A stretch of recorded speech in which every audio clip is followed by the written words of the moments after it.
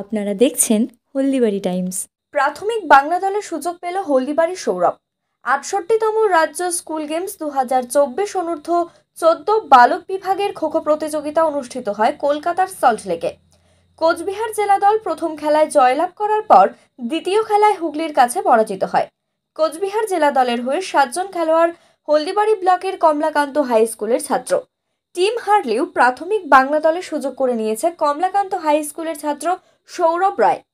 সৌরভ প্রতিনিয়ত প্র্যাকটিস করে কমলাকান্ত হাই স্কুলের মাঠে বিদ্যালয়ের ক্রীড়া শিক্ষক বাবলু হক সরকারের তত্ত্বাবধানে।